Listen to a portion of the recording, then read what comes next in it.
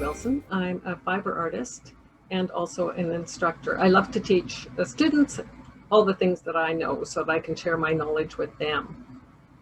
I've been exhibiting across Canada and internationally, and I'm based, however, in Winnipeg, Manitoba, Canada, but I travel teach to a variety of different places. My first love in art was when I was quite small. Actually, I loved to sketch, and I was always finding little pieces of paper to sketch on, but my grandmother taught me how to do cross stitch and embroidery, and later on I learned how to, from my mom, how to do sewing. So I sewed all my own clothes for quite a number of years, but what I always wanted to do was make quilts like my grandmother had made. Lovely, soft, scrappy quilts. Eventually, I went on to making my own. A friend talked me into actually trying quilting. This was much, much later. And I made traditional quilts for a number of years, but really quickly realized that what I really wanted to do was make pictures in fabric. And that led me to my art quilting career. There's definitely a culture of quilting here, but the quilt guild that's here is very, very traditional. So what I did a number of years ago, I asked around. I'd had a couple of people in some of my classes express interest in getting together to talk about art quilting. And we developed a group we now call the Fibre Art Divas, the name they came up with, and we meet once a month. And we share all kinds of information and creativity, and it's just a wonderful, wonderful resource.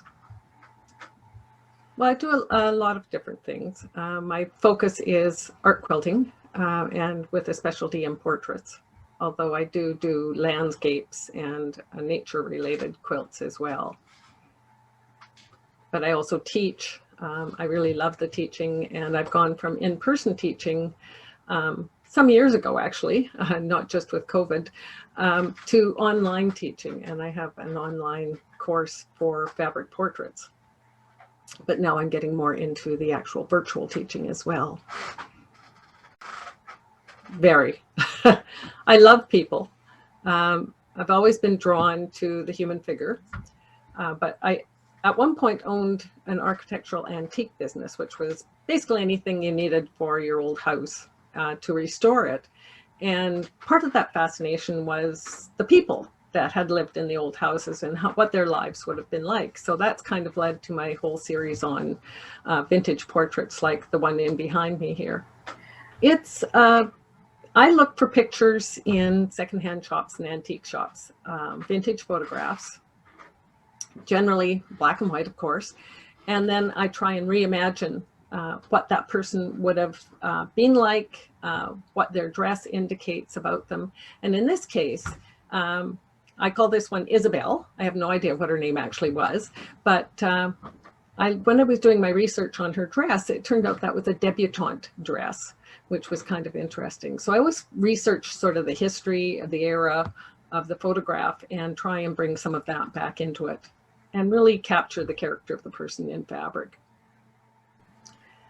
Yeah, these kinds of quilts, and I sometimes hesitate to call them quilts because as soon as I say quilts, people say, oh, well, my grandmother made quilts, and, you know, but they're talking about bed quilts, and these are ones that are designed to be artwork and actually hang on walls, so it's a whole different perspective.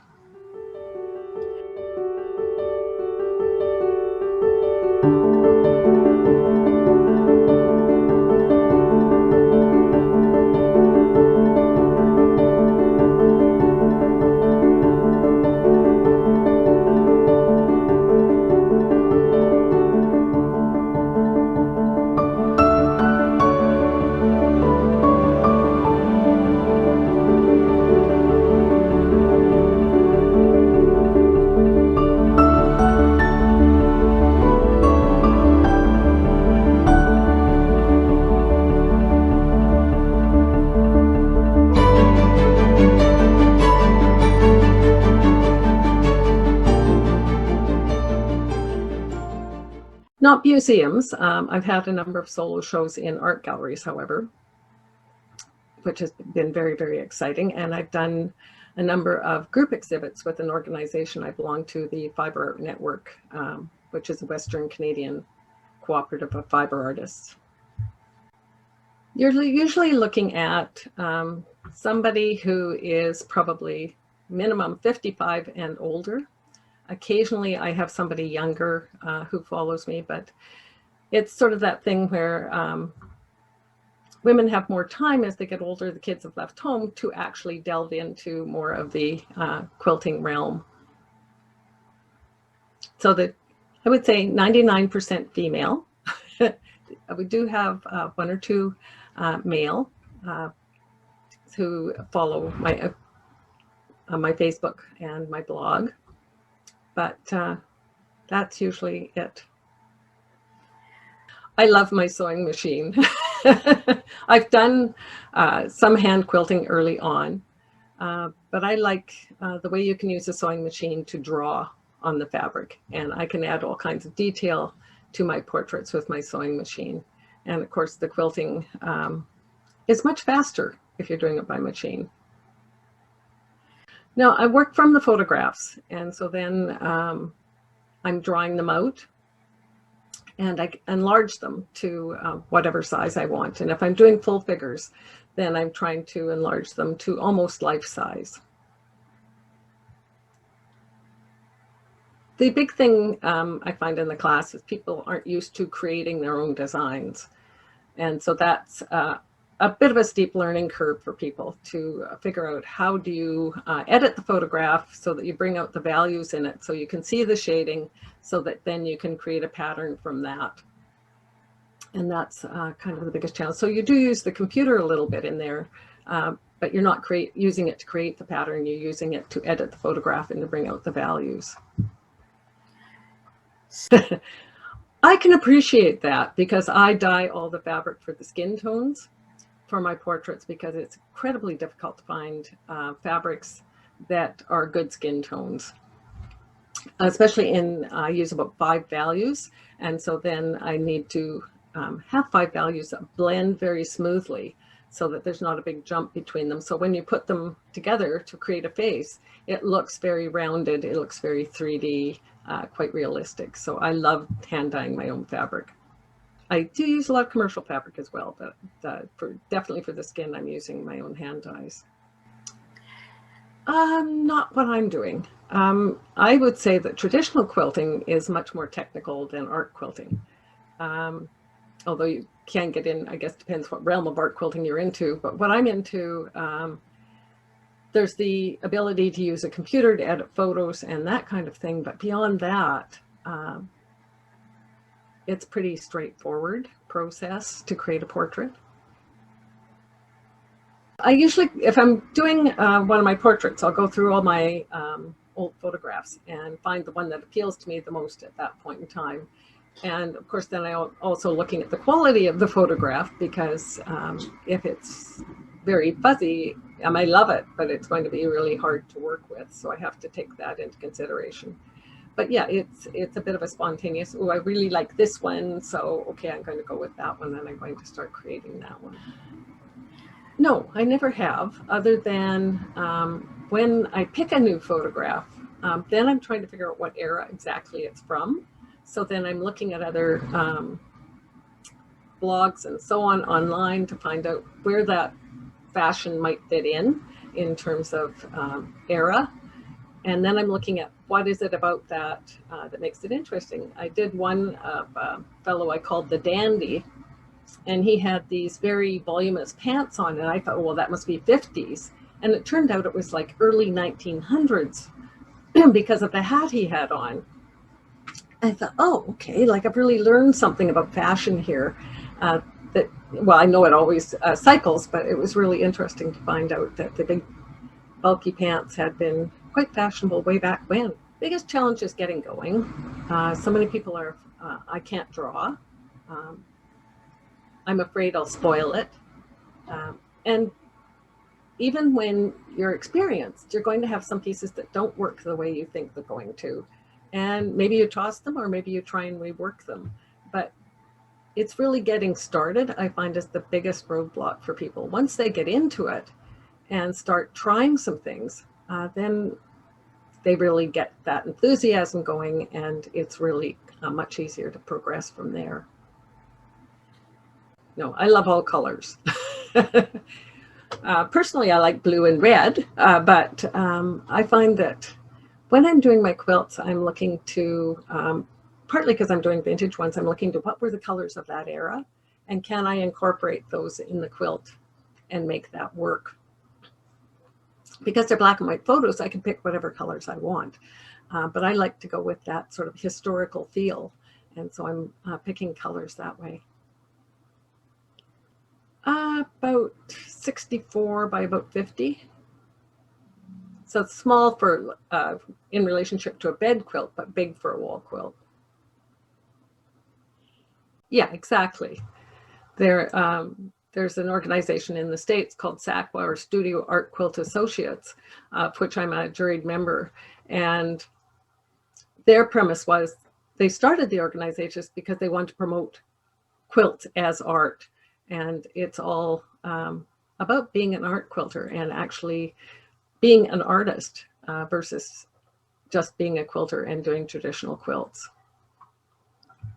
What I'm seeing is that there's a movement now called modern quilting, where it's loosely based on traditional quilting, but it takes a very, very modern twist. A lot of open space on the quilt, using quite often solid fabrics versus a lot of prints, etc.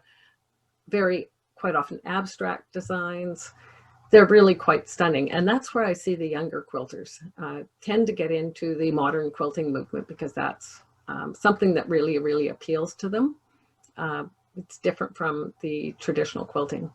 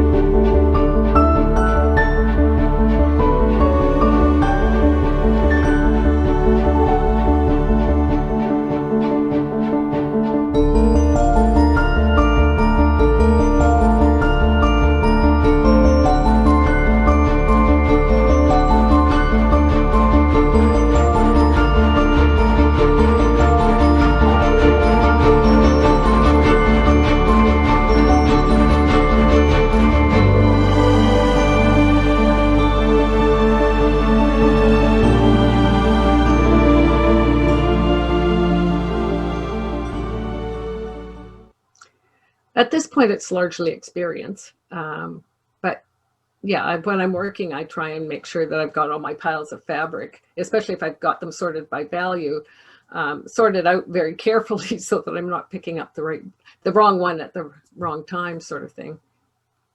So it helps to have your studio very organized to start with. I guess you could say that, yeah.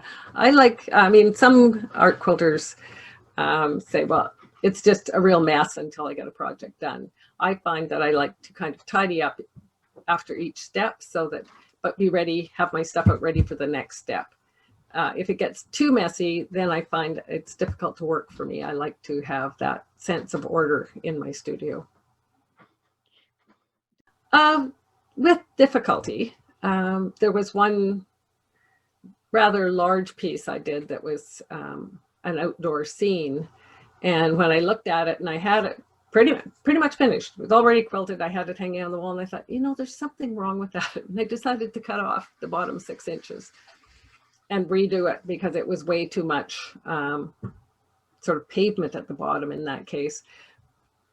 And so I cut it off and had to figure out how to rework the edge of the quilt and so on, but it looked much, much better. So that's definitely one instance where I have changed things after I completely finished it. Well, the series that I have going at the moment is the vintage portraits, and I've been doing that for quite a number of years. So I vary between kind of like small pieces like the one behind me, which are less common. I tend to do more full figure quilts, and the latest one I did was 3 hockey boys, and that one's currently touring with this aqua exhibit, Color with a U, and it's touring Canada. So that was a nice big one. Oh, I love landscapes as well. My main series is the portraits, but I love doing landscapes or flowers. Those both really appeal to me as well. I tend to work from my own photographs and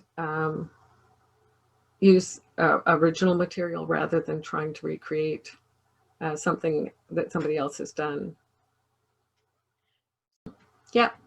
Yeah, I mean, I like to carry a camera around with me, and when we go for walks or we're traveling, love to take photographs. And then later on, I can go through those photographs and pick out the one that appeals to me the most. Sometimes for a specific exhibit, sometimes not.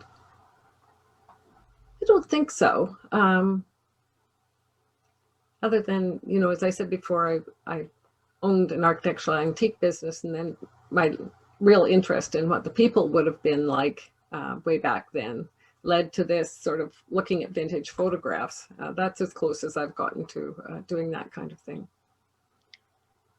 I'm working on a couple of different things. One, I was trying a completely different technique for me. One where I had a picture that I really loved. It was a couple standing in front of this huge mansion, presumably theirs, but it would end up being really huge by the time I got the figures up big enough. So what I did is I translated that drawing essentially to fabric, and I quilted it, and now I'm coloring it, which is something very, very different for me. Usually I have all the pieces in place, then I quilt it. This is quilted first, and now I'm experimenting with coloring it in. So that's one I'm doing, and another one I'm doing is for an exhibit called Chromatopia, where we need to do 2 pieces, and we were given 2 color paint chips that we had to follow. We can only use those colors, and both pieces have to be on the same theme. There I'm doing a stitched portrait, so a machine stitched portrait. So again, something a little different for me. Loosely. Like I try and inventory, keep track of which ones I've done. I don't think I've ever counted them up though. So I'm not sure how many I've done, but quite a few. I like to keep track of what exhibits they've been in and that kind of thing, so that I have some kind of a record. I know what's happened. No.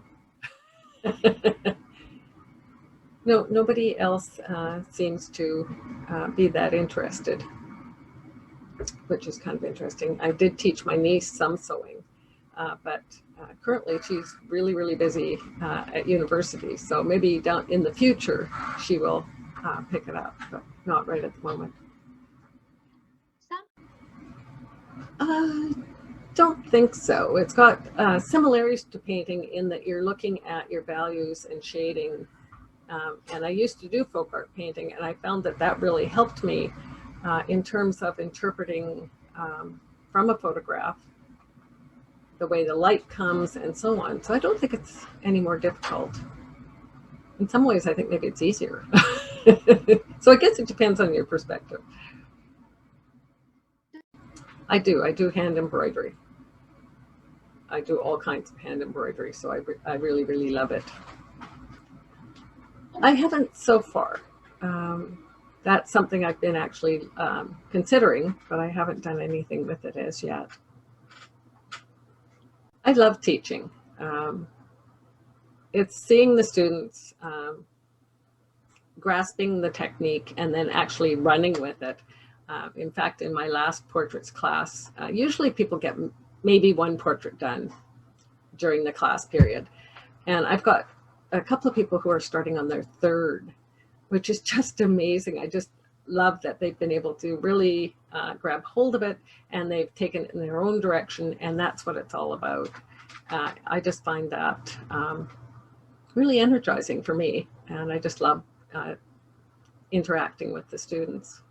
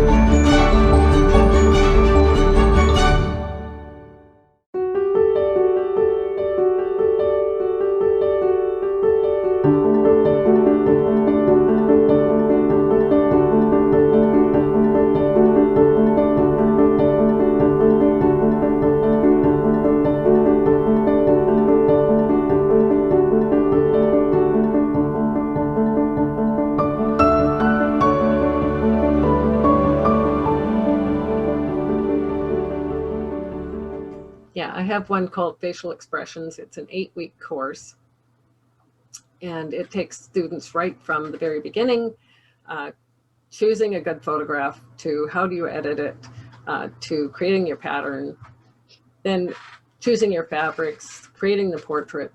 And I work with them fairly closely to help them with any issues that they may have, but there's also a really good interaction in the group usually, the students helping each other out as well. Being a bit of an introvert at first, that was very, very difficult, but for my first big course, I did a lot of videos so that people could see the technique and that they'd have that information and they could go back to it rather than doing it live all the time. But I also add in live sessions within the course so that we can talk to each other and they can show their progress and so on. So it's been a real learning experience. How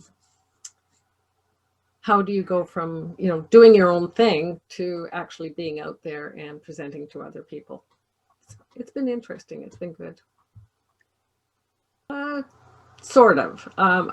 When I started out, I wanted to learn how to do pictures in fabric, and there was online at that time, there was something called Quilt University, and that platform had every quilting course you might ever want to have, from very traditional through to art quilting.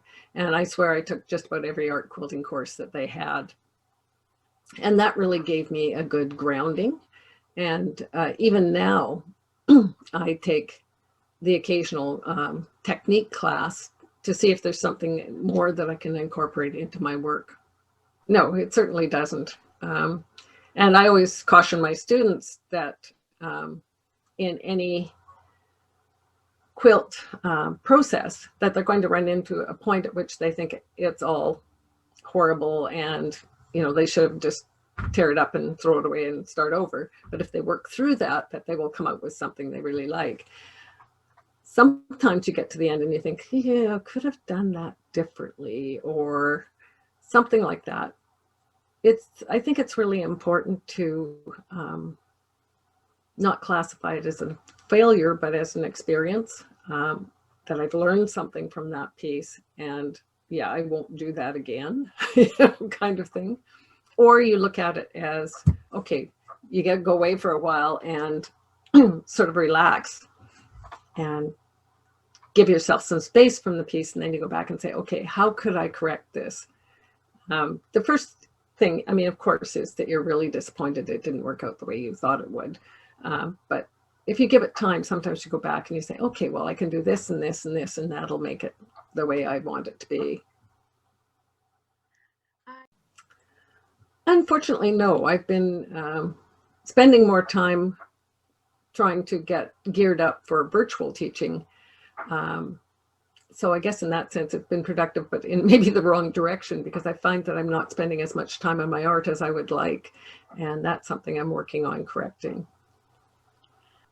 You have to have, what shall we say, reasonably good eyesight, but it's also training your eye how to see things as they are versus how you think they should be. And that's the big thing I find with students, is that quite often they're doing what they think should be there versus what actually is there.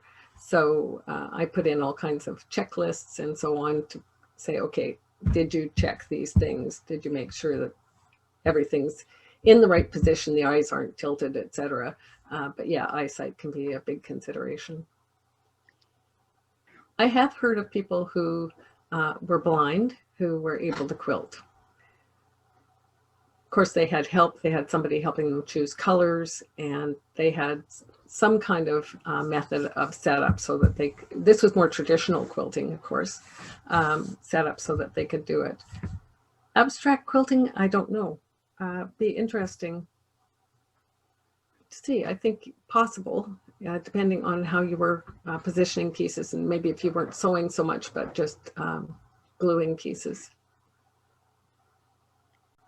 Yes, I'm trying to develop some more what I call mini courses. Like I have my big portraits class, but I've also split out some segments of that for people who feel that they're pretty good with portraits, but maybe they just need some help with doing the eyes. They feel that that's their problem area, or the mouth area, or something like that.